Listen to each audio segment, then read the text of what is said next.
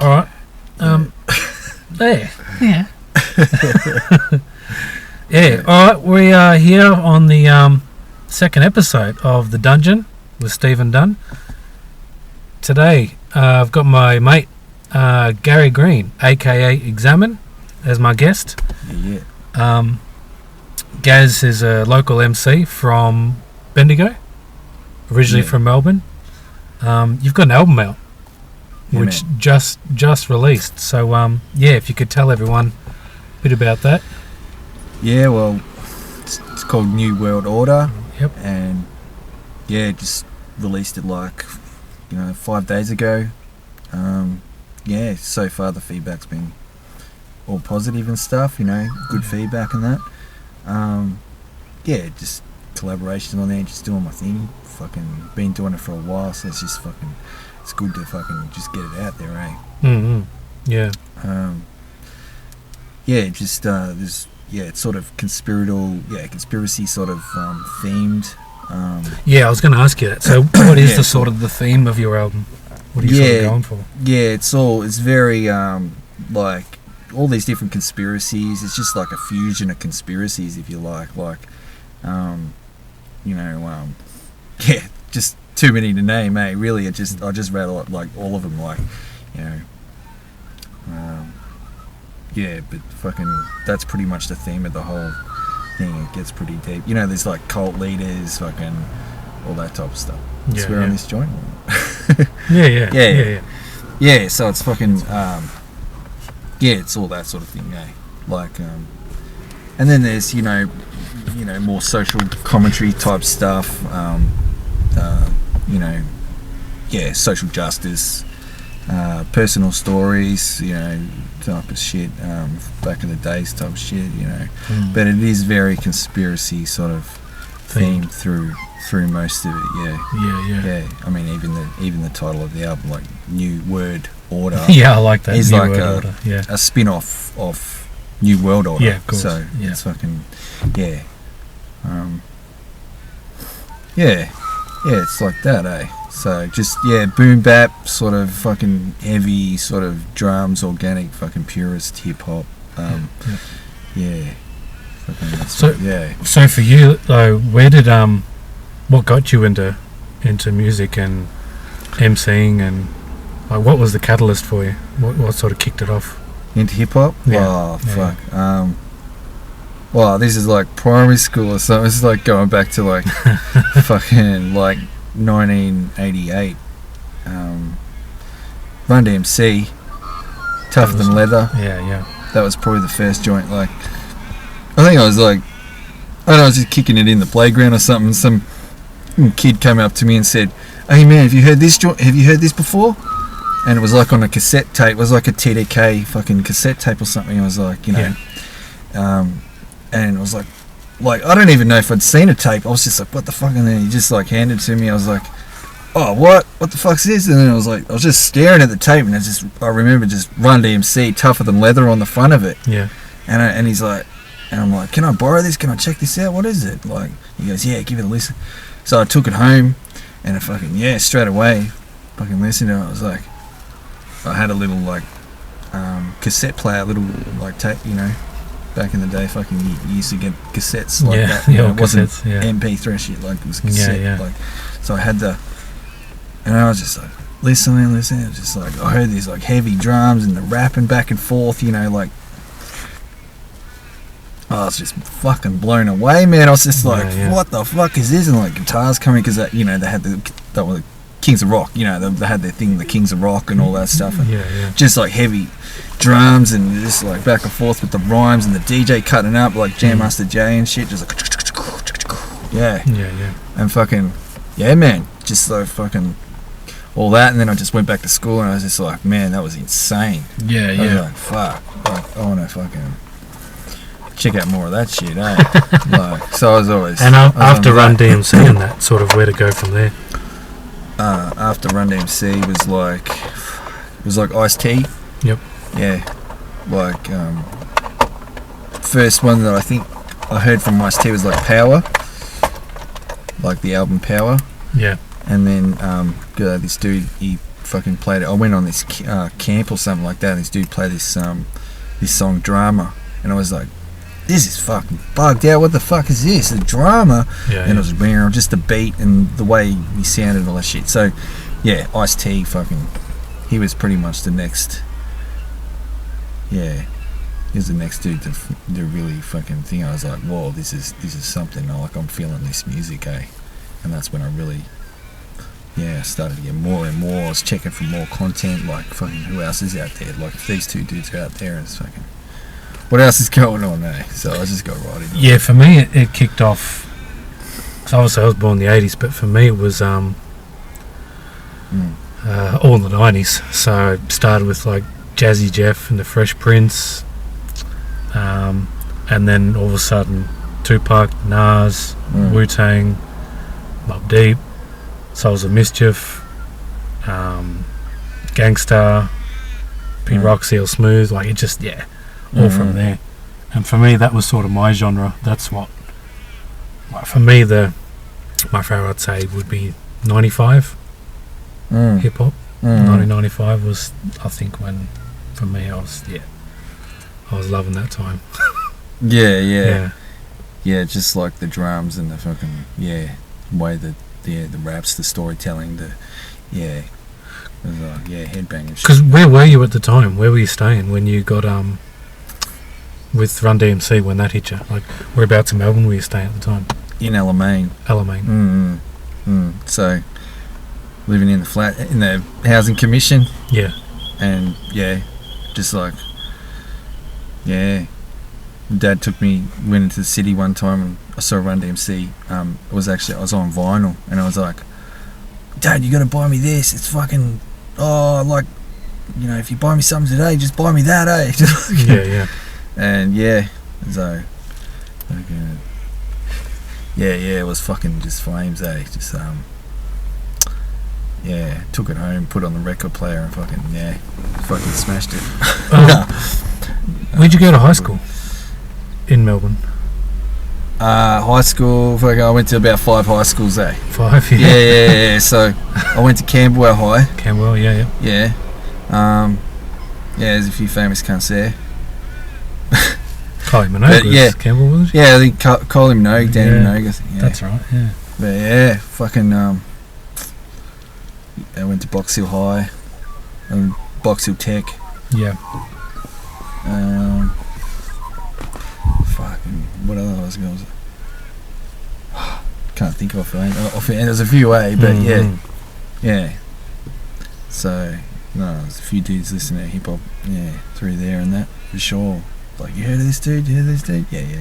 What did your parents think when first started listening to hip hop and that? My dad said, look at the words he's using. Oh my god, he's swearing this and that. He was a big thing over. Yeah, especially back then, like. Yeah, you come into my room and said, turn it down, you're making a noise, you're really shaking the walls up. He said, said, shaking the walls, and the words he's using, very, very fucking swearing all the time. Do they really need to do that all the time? So it was that type of thing, but yeah. Dad was very musical in that, so he sort of got it. What sort of music was he into in that? It was different. There wasn't any hip hop in it. He was, he was in a bush band. He was in a 25-piece bush band. He plays spoons and harmonica, and he wrapped like bells around his legs and stuff, and like percussion and stuff. And so music was always in. He's always been. He's always very, very musical and stuff like that. So that's probably where a lot of the creativity / whatever comes from. And is there any with your album the guys you've collabed with, can you just mention some of the boys? Some guests obviously that are on the album, guests and that we've got Kibbz on there, this young fella from Bendigo, he shreds it on the MPC. yeah, just like went over to his, and he was just working with the MPC 2000. Right. So I had an MPC 4000, and he came over. He used to come over to my joint. He checked me out, because for about 2 years in there, I was just like fucking heavy on the MPC.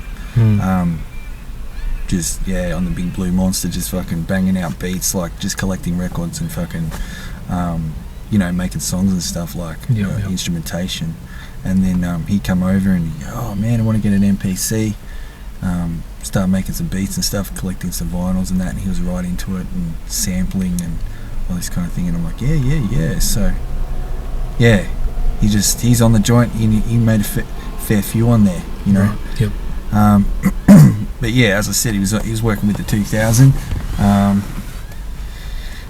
But yeah, and then I've got, who else is there making? We got Nasty from New York City. Fucking shout outs to Nasty. Fucking, he's a sicko. He makes mad beats and stuff.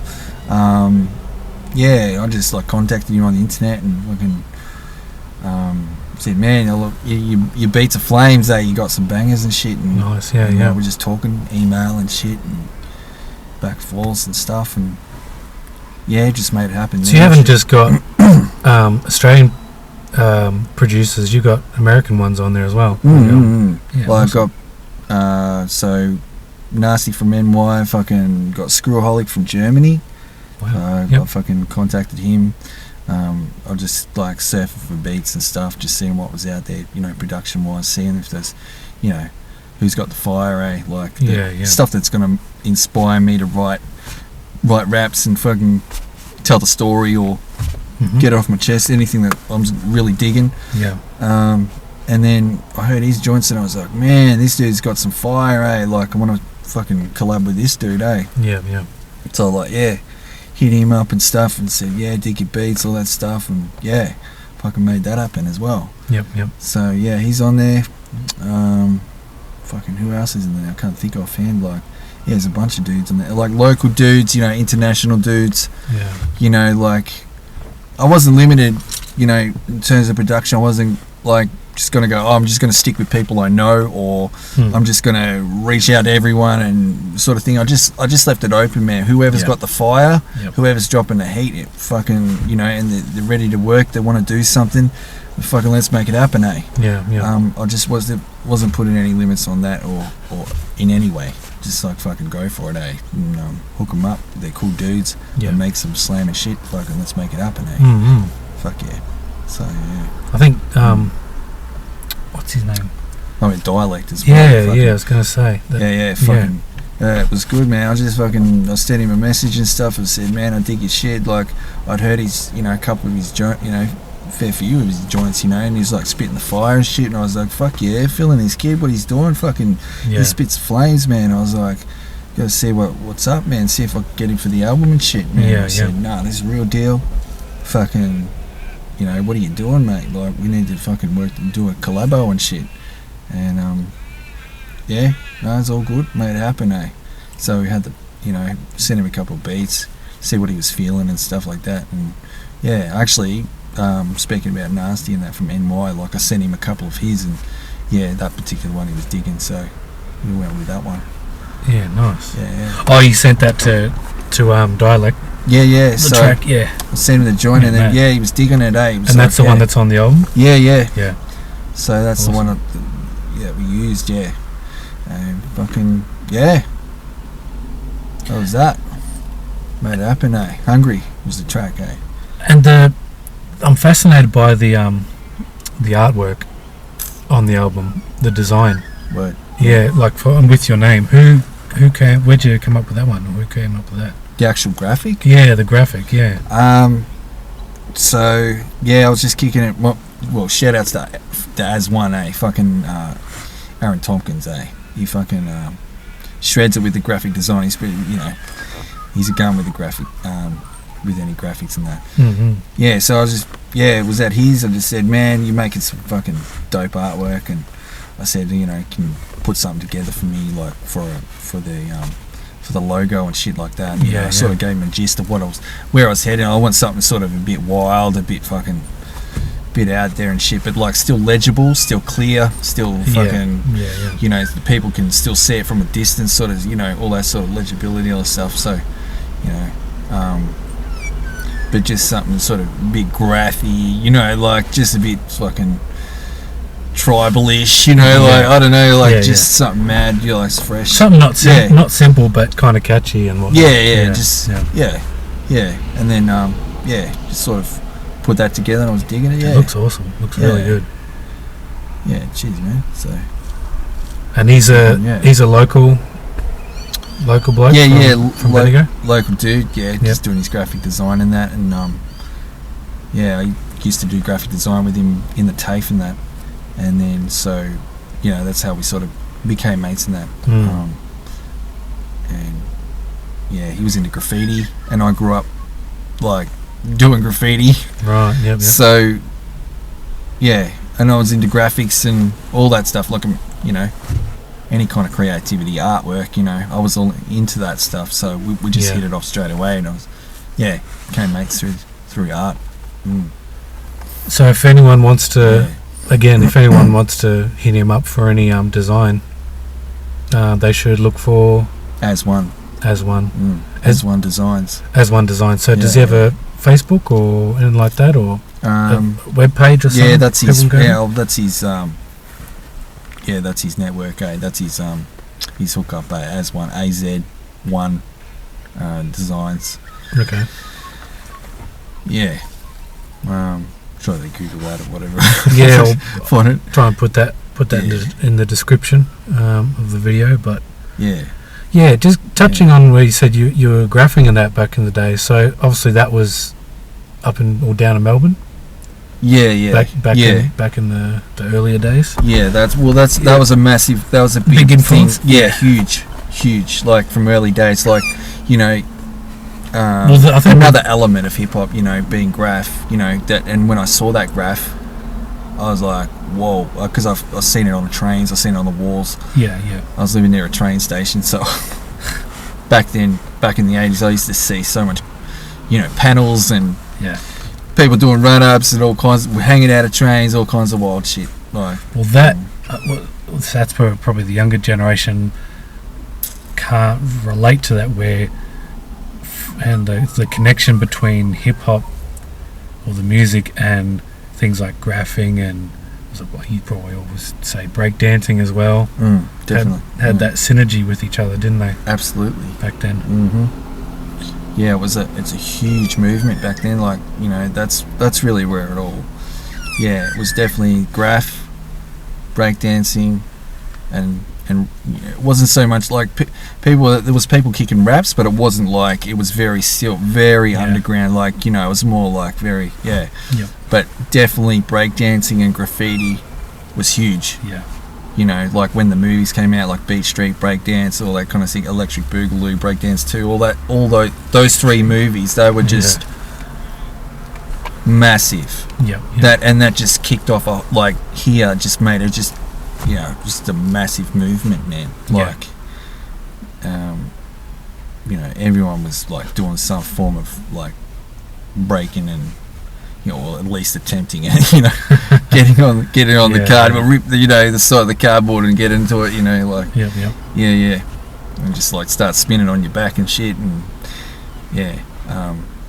scrawling on stuff, just like, oh, give me a can of spray paint, like, I just wanted to tag shit, just like a little fiend, like an addicted little fucking gotcha, running up on trains and stuff, and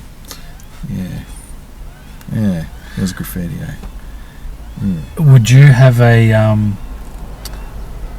know it's a bit of a one of those, not catchphrase, one of those terms that gets thrown around a lot, but if you could, in no particular order, could you do like a top 5 all time, like for your favourites? Top 5? Yeah, like artists, MCs, yeah. Ooh, that's a hard one, man. That's a very hard one. We'll do a top 10. Make it a little bit easier. No particular order, just... No particular order? No. Not rank them first to 10th. Just... My favourites? Yeah. Ooh, man, I'll have to go... I'll be like Biggie, fucking Cool G Rap, Black Thought, fucking. Oh man, fuck. I go KRS. There's so many KRS. Fucking offhand, man. There's just so I'm flooded at the moment that I can't think of any. But there's definitely like all the like Big Punisher, like all the ones that are super lyrical wordsmiths, like the people that are regarded as the super lyrical ones, particularly the ones from the early 90s. It's like G-Rap, Big Pun, fucking Eminem in there, fucking anyone that's super lyrical, Black Thought, he's been a heavy, like, I always loved the Roots, like, I love the album Illadelph Half-Life. Yeah. If you haven't heard that album, fucking check it out, but, anyone like that, anyone that's got the super lyrics, even J-Roo the Damager, loved his stuff. I loved his Sunrises in the East. I thought that was an absolute classic, a banger. OC. Yeah. All the DITC people, members, Big Al, all those dudes. OC, Big Al, Fat Joe, and the production. Phew, don't go there, like Showbiz. Yeah. Obviously, DJ Premier. Primo, yeah. Like, that dude's the man. Just go on and on about that. Could you tell us which how many concerts you've been to? Concerts? Like artists that have come over from the States and... Ice Cube, Souls of Mischief, Master Ace, fucking KRS-ONE.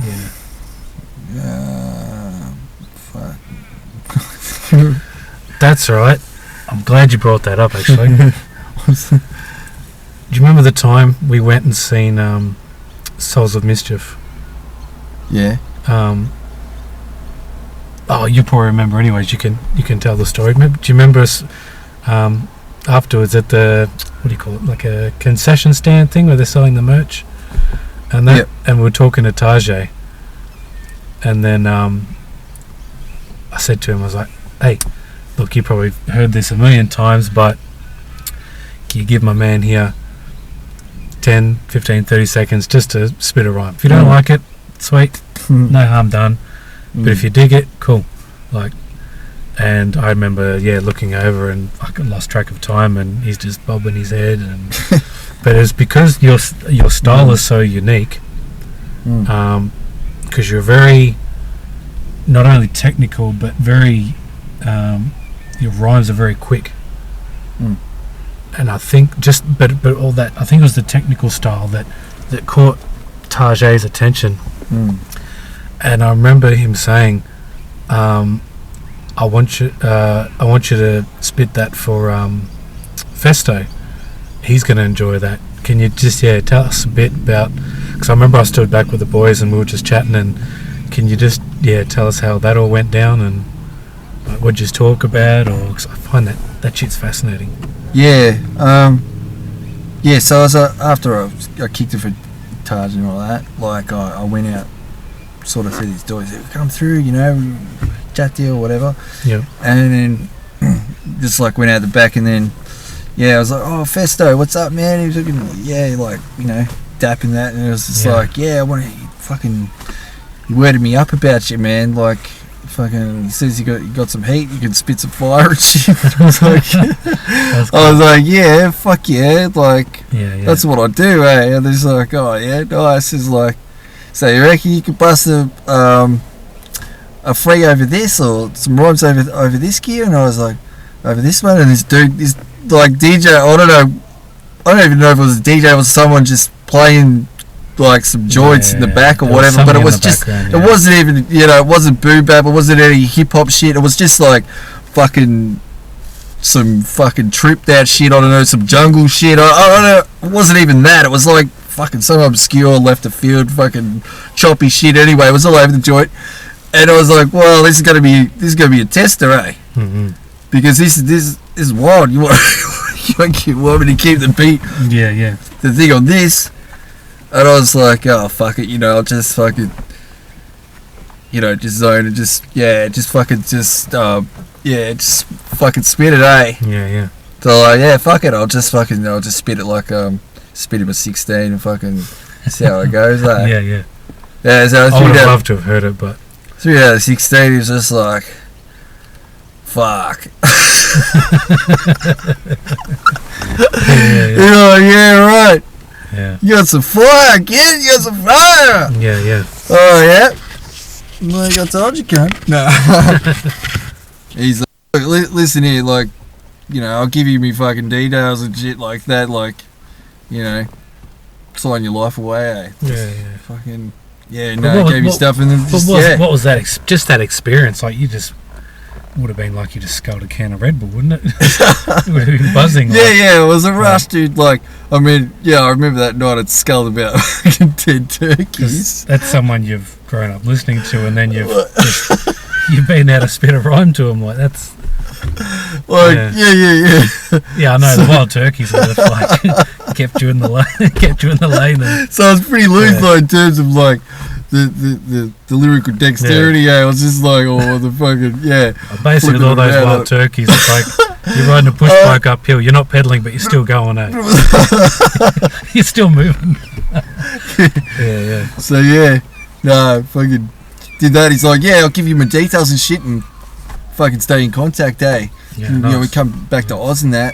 Yeah. And fucking, I said, dude, like, let us know if Souls of Mischief come back to Australia, because fuck, man, I'll be there with bells on, and I'll support the gig, I'll support the bill. Fucking, no two ways about that, man. I'll fucking, I'll go on tour with you, fucking, all goods, eh? Yeah, gotcha, yeah.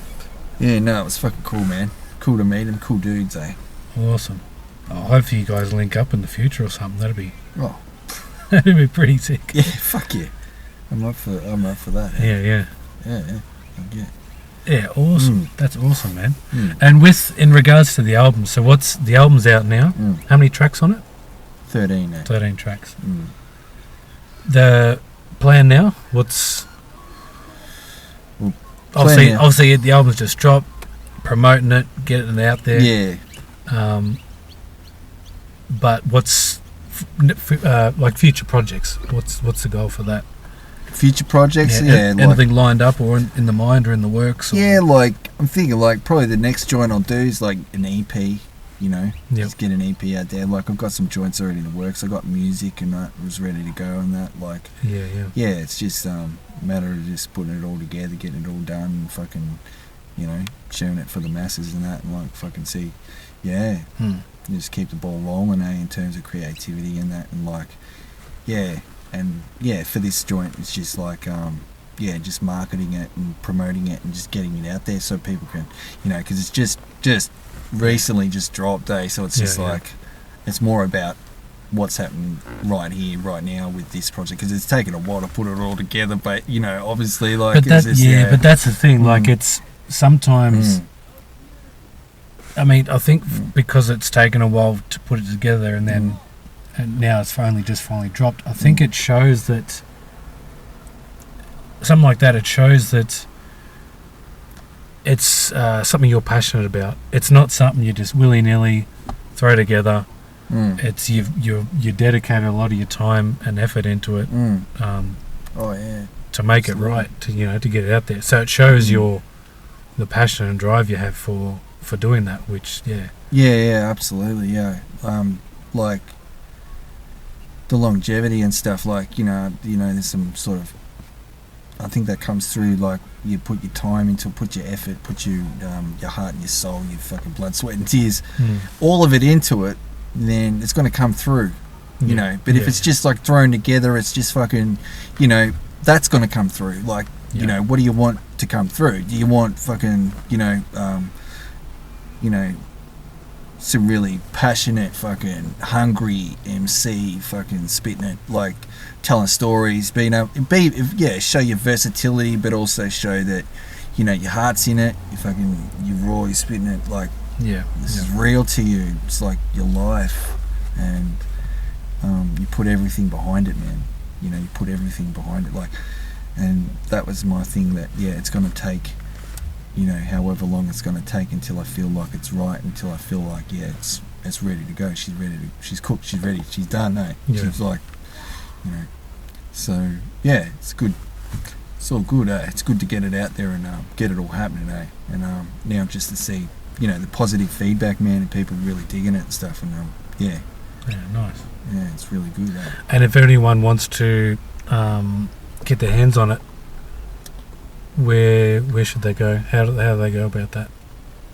Yeah, right. So at the moment, it's like it's released digitally. So people can go to Xzamon1bandcamp.com. So that's where the digital album is. And if they want to check out a video and stuff, like, you go to YouTube. There's a link on the YouTube. How much is the album? Stuff like that. So it's $10, man. So my heart and sweat and soul and passion, my ass, no, but everything's into it, right? Sweat beads, and it's $10 and upwards, right? So people can pay $15, they can pay $20, they can pay me $500,000. Like no, they can pay.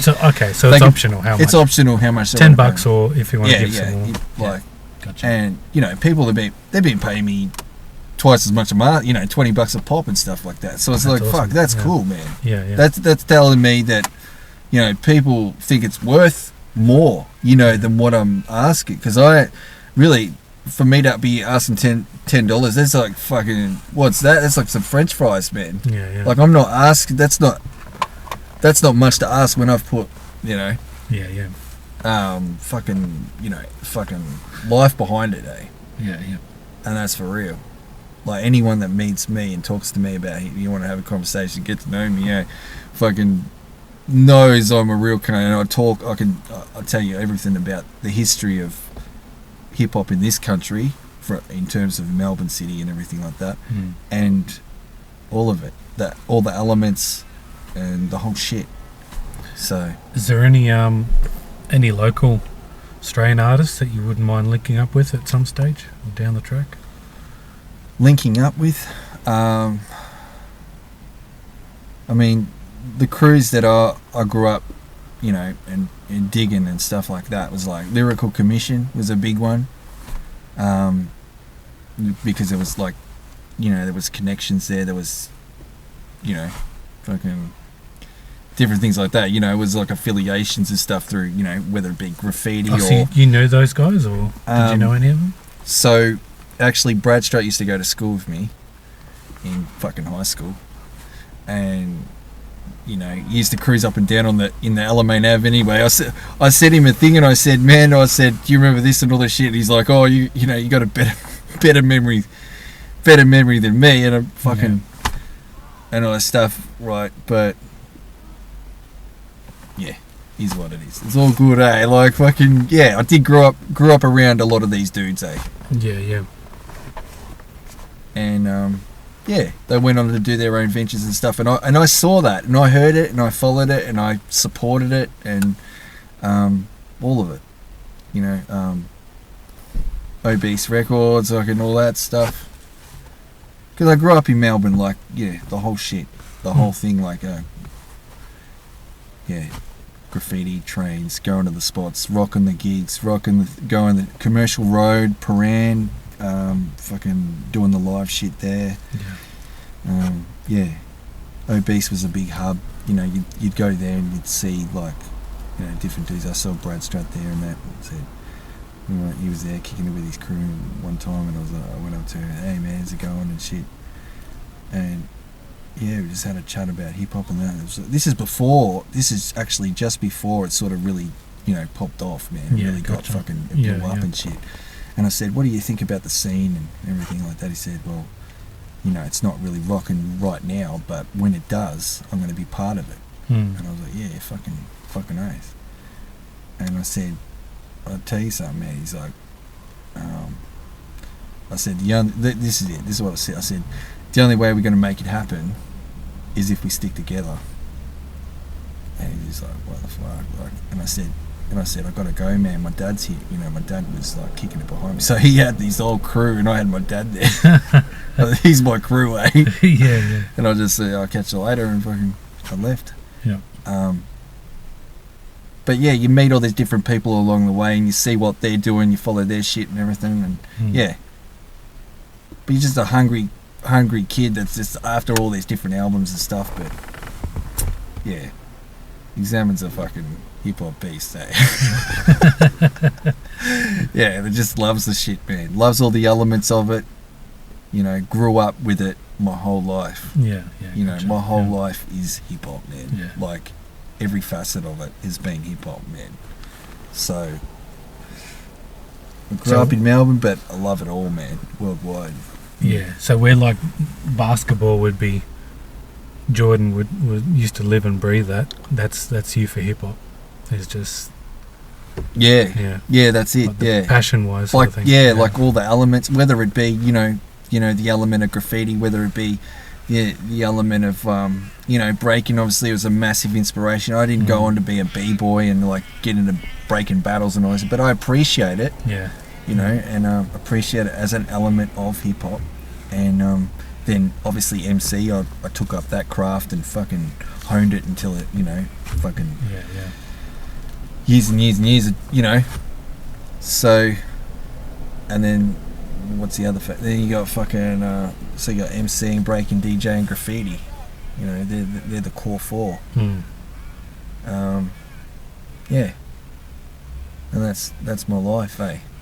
That's what it's been, eh? The core four, eh? Just speaking about your life and all that, have you seen the what's it called? The Wu-Tang saga? Is it on it's on Stan, I think? Or it's on Stan, Paramount? Oh, Wu-Tang saga. No, I haven't watched it yet. No. I saw something about the other day, and it was like it was like they were doing it like it was like a scene with like the Biggie and Raekwon and RZA or something like that. They were like sitting at a table or something. Yeah, but I haven't watched the whole thing and that. It looks good. Yeah. Well, the looks of it looks good. Yeah, I want to suss that It's out. cool how they're doing that. Like, it's cool how they're see the background, how they all started. Like, the history of like, these different outlets that started, from different coasts or hubs of America and that, like different crews and that from different things, and how their fucking thing came up and how they collectively got together and fucking obviously Wu-Tang became one of the most biggest crews of all time in terms of hip hop. Like, they're like it's fascinating. I like that sort of thing. Yeah, absolutely. 36 Chambers was a classic album, but just that whole beginning where they started, what got them to where they are now. If they had done this, they might not have done that. I find all that shit fascinating. Yeah.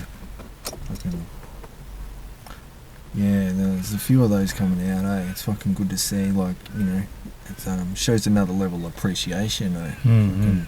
And some of those, like... Well, there was talk of Dog Pound doing one at one stage. I heard Daz was looking at doing one. Yeah. And, me, I love the Dog Pound and Daz, but... that'd be great if they did one. Just to... Like, even though they did the Death Row one, I think Daz was looking at one stage as doing...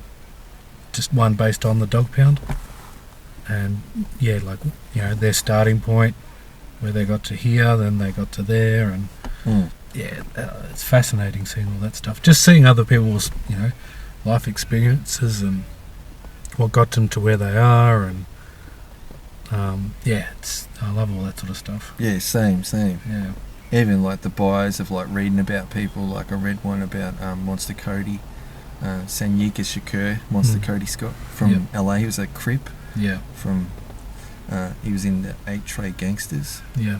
And fucking, I read his book and that, and I was fucking, I couldn't put it down, man. I was just like, fucking, this is just had you locked. Yeah. Insane, man. Like the story, like what he told and how he told it and that, I was just like so into it. Yeah. But bios and that are fucking cool, eh? Biographies. Absolutely, yeah. Whether they're in you know, cinematic, like, you know, movies or their fucking books, you know. Yeah, For me, it's cool. Yeah. I love it all. Yeah, biographies. Fuck yeah. That's shit, man. All right, man. Fuck yeah. Well, we'll probably wrap it up. Appreciate you jumping on the podcast with me. I mean, it's still early days, and trying to do all the editing and the filming myself and get used to what's what and how does this work, and kind of feels like you blink and then what you've just learned, or all of a sudden 2 extra things have already been released into the world, and you're like, oh, hey, I now need to keep up with this. Yeah, things move so fast now because it's flying by. There's those fucking trying to keep up with technology. It's just insanity. As technology just keeps growing, and that it's getting faster and quicker, and the more things come out, and he's like, oh, I just got my head wrapped around this, and and by the way, we've got there's this another now. program. Yeah, it's just like yeah, it's pretty insane. But just roll with the punches. Keep going and fucking keep learning. Yeah. But no, man, appreciate you coming on. All good, much appreciated. So again, if anyone wants to get the album, they go to Xzamon1 at bandcamp.com, and that's Xzamon as in XZAMON. Right. Yep. Xzamon. Yep. 1 at bandcamp.com. Yep. That'll be put in the description of the video and that. So dope. Yeah. Yeah. All right, man. Well, yeah. Keep all the best for the future. Keep grinding and putting out that material. And I mean, it's your passion, so it's no matter how people might perceive it. The main thing I think is that you're getting the enjoyment out of what you're doing. That's it. Yeah. Exactly. And I love hearing people's stories, and so for me this was kind of what I wanted to give this a crack, because I've been listening to Joe Rogan for a while, and I love how he's always got someone different on, different material. You know, might have a, I don't know, fucking astronaut on, and then a fucking weatherman, and then a boxer, and you know, just different dudes. Yeah, but I love hearing people's stories and backgrounds. So versatile, diverse. Yeah, diverse. Yeah. So that was sort of like, oh yeah, well, give it a crack. If it kicks off and goes well, why not? Yeah. If it doesn't, because you don't want to be down. That's it. You don't want to be 10 years down the track going, fucking. Give it a go. I wonder what it could. Wonder what it could have been. Oh, like. Fucking hell. Yeah. Just give it a go. Put it out there. You know, like you just it could be fucking you just don't know what's going to happen. Who's going to see it? Who's going to hear it? And fucking want to be part of it. Well, I think for our generation, our age, I think it really does hit home where you think, make the most of it, because time just shoots by like that. Absolutely. So give it a crack for anyone out there. If you got any goals, or make it happen, Yeah. If I'm thinking of this, but I'm a bit hesitant, not sure. Just try it, and it's the best thing you can do. If it fails, you haven't lost anything, from where you were. If it succeeds and goes well, then great, brilliant. But also at the same time, I think you kind of learn from your mistakes. That's right. And exactly. Probably like negative experiences in life, you always can think, okay, this is what failed, or this didn't work, or I wasn't feeling this. Oh, maybe I'll go this direction. Maybe I'll go that direction next time. Exactly. That's how you grow. You make mistakes. You look at Michael Jordan. Like he said, he made however many mistakes. And like he became the greatest player. You know what I mean? Like he's known as the greatest player. Like, and it builds character. It builds skills, everything. Determination, discipline. Fucking. You got to be hungry. Hungry. You got that passion. Of course you're gonna have slip ups, but that's what it's all about. That's about picking yourself up and keeping on going, and fucking working and keep believing in your dream. Keep believing. Keep grinding away. Doesn't matter about the naysayers, because you're always gonna have people that say, look, you can't do that, or you can't do this, or tall poppy shit. Like, you just don't listen to that. If that's what you want to do, you fucking get it, man. No matter what, Yeah. Like, don't tell any Don't let anyone get in your way. Yeah. And just go for it, eh? And there'll always be people out there putting you down or saying, "Oh, that's not gonna."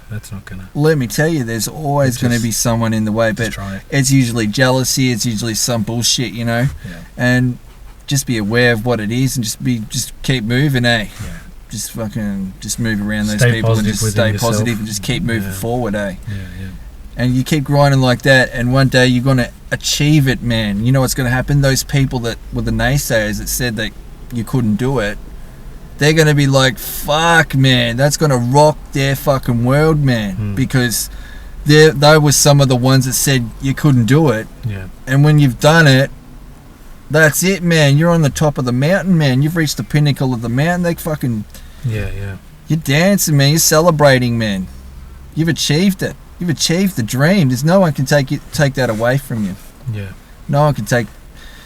You've achieved it. Regardless of money or how much this and that, like, you know, because there's dreams without the financial tag to it or whatever like that. It's like achieving an actual, a personal goal or a personal dream and achieving that. And saying, yeah, I have done that actually. I achieved it. I did it. Here it is. Boom. Yeah. You know, go and check it out. And people can hear that passion. They know that. They know how much work. They know you've hung on to your dream and you've acquired it, eh? Yeah. And now you can fucking be proud of it and walk fucking around and say, yeah, I did that. Yeah. I fucking did that. I was hungry to do that. And I didn't let go and I got it, eh? Just give it a crack. That's the main... Fucking have a go, eh? Yeah. All right, mate. On that note, cheers again. Nah, fucking all good, bro. Right? Appreciate it. Fucking much respect for having us on, man. Fucking no. This podcast, man. I fucking all the best. Fucking I hope it fucking fly, I hope it, all the success for it, man. Like fucking fingers crossed. Yeah. Nah, fucking it's gonna happen, bro. Just fucking just keep believing, eh? We're gonna fucking pump it out there because the networks are coming, bro. You can't stop us, man. Just like J.R. the Damager said, you can't stop the profit, eh? That's right, yeah. Can't stop the profit, bitch. We're going for you, man.